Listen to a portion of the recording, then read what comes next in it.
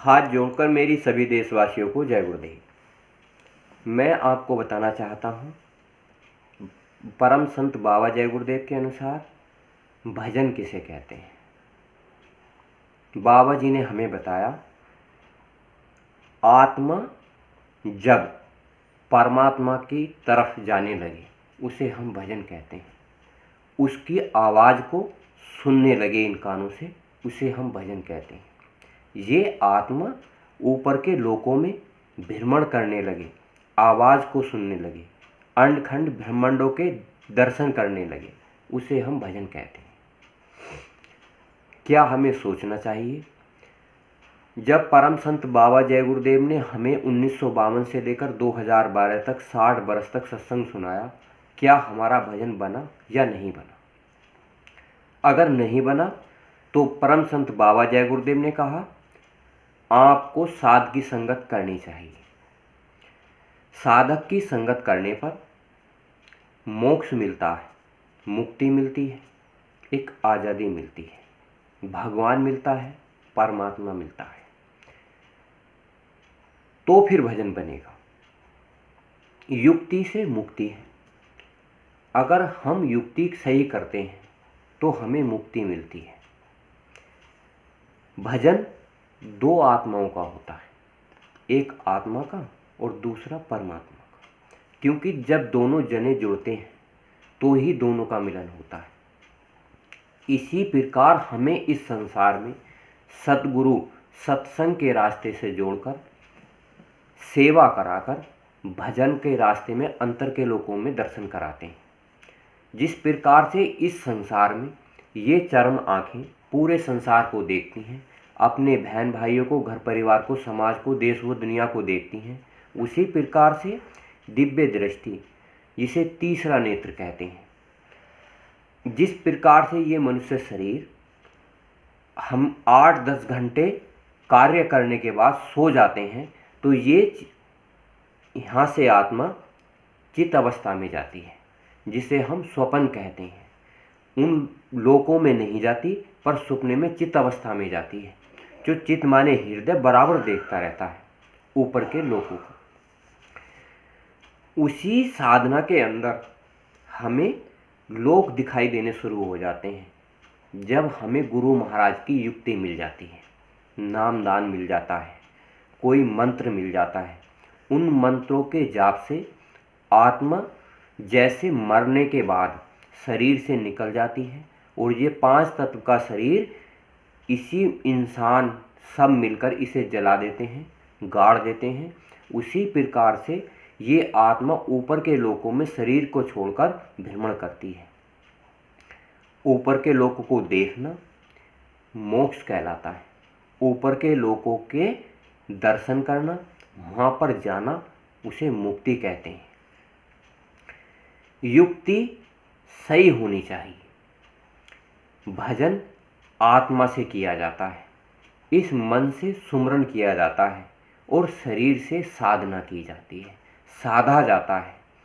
जैसे इस संसार में मन और माया, आदमी और औरत, नर और नारी, 2 जने इस संसार में भ्रमण करने के लिए आए हैं, उसी प्रकार से तीसरा परमात्मा, अंडखंडों ब्रह्मांडों का मालिक, अपने गुरु रूप में इस संसार में मन और माया को, औरत और आदमी को, नर और नारियों को समझाने के लिए आता है सत्संग के माध्यम से।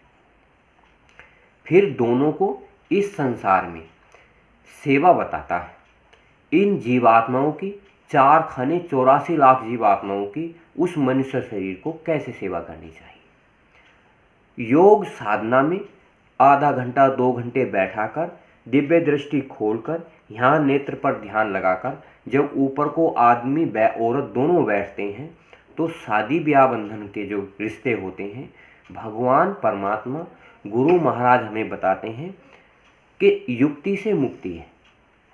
जिस प्रकार दोनों मिलजुल कर घर में, परिवार में दोनों काम करते हैं, एक घरवाली घर का काम करती है, आदमी बाहर का काम करता है, उसी प्रकार से वो दोनों मिलजुल कर 2-2 घंटे का समय उस परम पिता परमात्मा को देते हैं, जिससे 2 घंटे आदमी साधना कर सकता है, 2 घंटे उसकी औरत साधना करती है। तो उस 2 घंटे की साधना से ये आत्मा मरने से पहले, शरीर को खत्म होने से पहले उन लोकों का भ्रमण करती है जहाँ के इंसान मरने के बाद जाता है। अगर आज हमने इस दुनिया में, इस कलयुग में मरने से पहले हमने सूर्यलोक देख लिया, ब्रह्मलोक देख लिया, पार ब्रह्मलोक देख लिया, चंद्रलोक देख लिया, तो हमारी ये आत्मा उन लोकों में जाकर स्थान ग्रहण करती है। परम संत बाबा जय गुरुदेव ने कहा, ऊपर के लोक ये ब्रह्मलोक है, पार ब्रह्मलोक आंख बंद करने के बाद है, उसके बाद महाकाल पुरुष का लोक है, फिर सतलोक है, अनामी लोक है, अगम लोक है और अलख लोक है। ये आत्माओं के लोक हैं। आत्मा ऊपर जब जाती है सारे नज़ारे देखती चली जाती है। जैसी प्रकृति यहाँ पे है वैसी ही प्रकृति अंतर में है।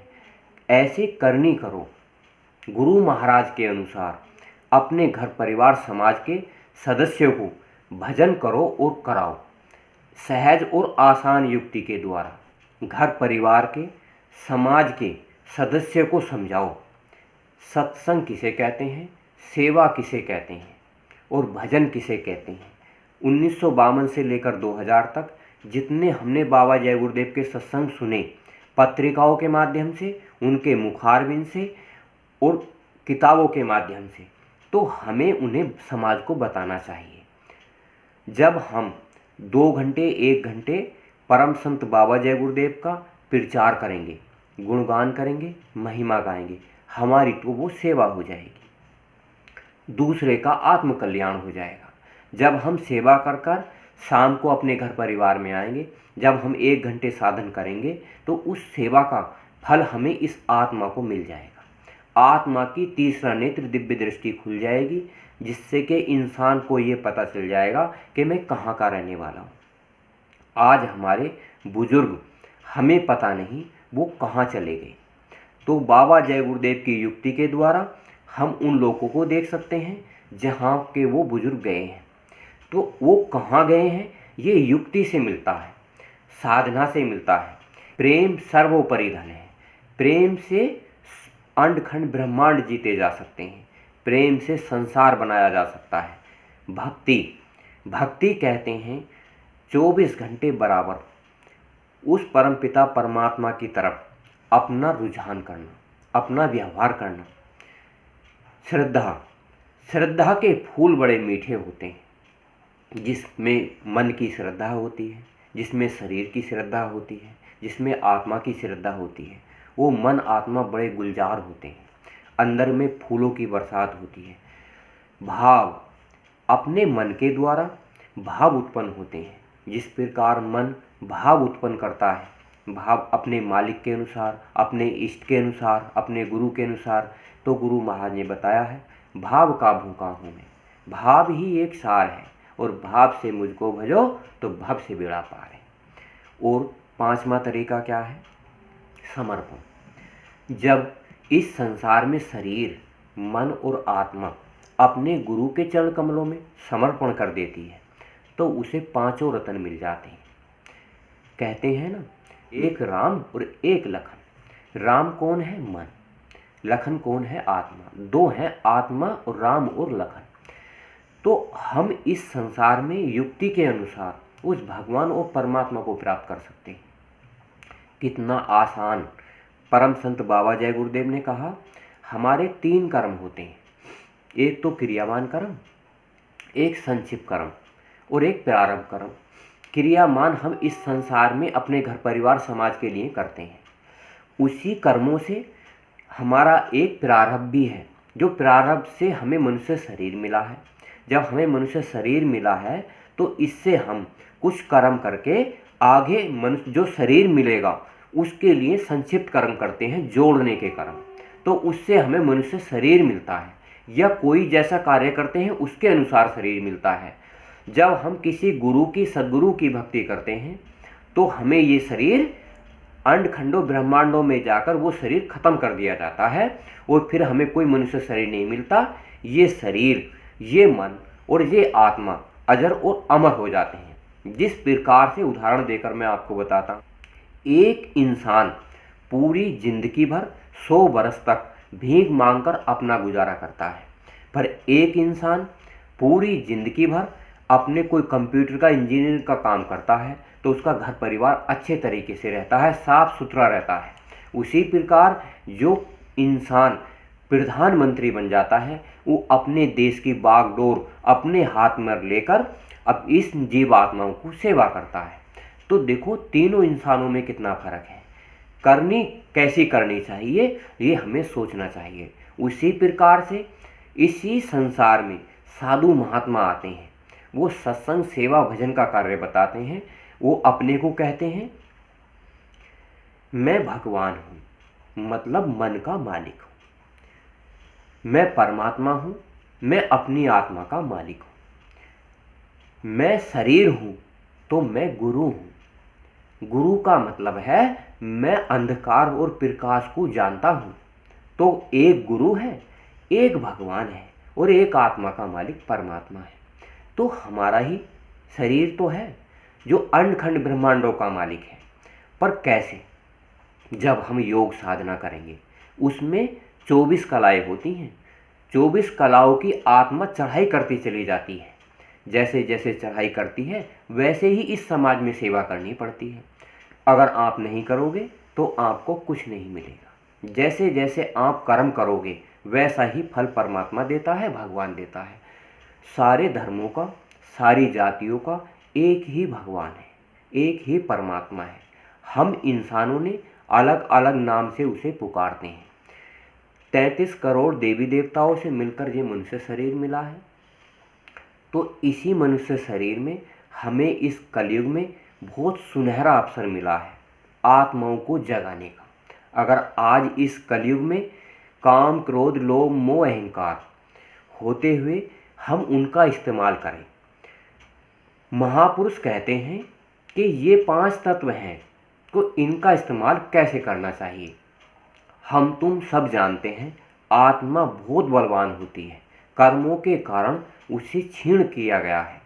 तो जैसे गुरु की युक्ति से हम साधना करते हैं, ये जो आत्मा है धीरे धीरे कर कर बलवान होती चली जाती है। काम का एक मियाँ बीवी का कैसे संबंध होना चाहिए, जैसे जैसे हम सत्संग सेवा भजन करते हैं वैसे ही उसमें रुझान होना शुरू हो जाता है। जिस प्रकार हम भोग वासना ज़्यादा समय तक करते हैं, गुरु महाराज की युक्ति के अनुसार वही भोग वासना कम हो जाती है। क्रोध उसी प्रकार से कम होता चला जाता है, लोभ उसी प्रकार से कम होता चला जाता है। जैसे उदाहरण के तौर पर जैसे हम अपने घर परिवार में दूध का इस्तेमाल करते हैं, जो अच्छा होता है वो 1 गिलास दूध सुबह और 1 गिलास शाम पीता है। बहुत से ज़्यादा दूध पीते हैं जिससे कि स्वास्थ्य खराब होता है। उसी प्रकार से हम काम, क्रोध, लोभ का इस्तेमाल गुरु महाराज की युक्ति के अनुसार ऐसा करते हैं जो हमारा घर परिवार भी अच्छा चलता है, समाज में प्रतिष्ठा होती है, मान सम्मान बना रहता है। ये गुरु महाराज हमें सत्संगों के माध्यम से बताते हैं कि बच्चा सत्संग ऐसे करना चाहिए, उसका करना चाहिए जिसने भगवान और परमात्मा को देखा हो, जिसने अंडखंड ब्रह्मांडों को देखा हो। अगर आप सब लोग इंसान होकर अगर ऐसे किसी गुरु की युक्ति साधना करते हैं जो कि भगवान परमात्मा नहीं देखा, तो आपकी ये आत्मा 4 खाने 84 में चली जाएगी। आप इन वीडियो को लाइक करना, शेयर करना, सब्सक्राइब करना, बेल आइकन प्रेस करना। भजन करो, आत्म कल्याण हो जाएगा। हाथ जोड़कर मेरी सबको जय बोले।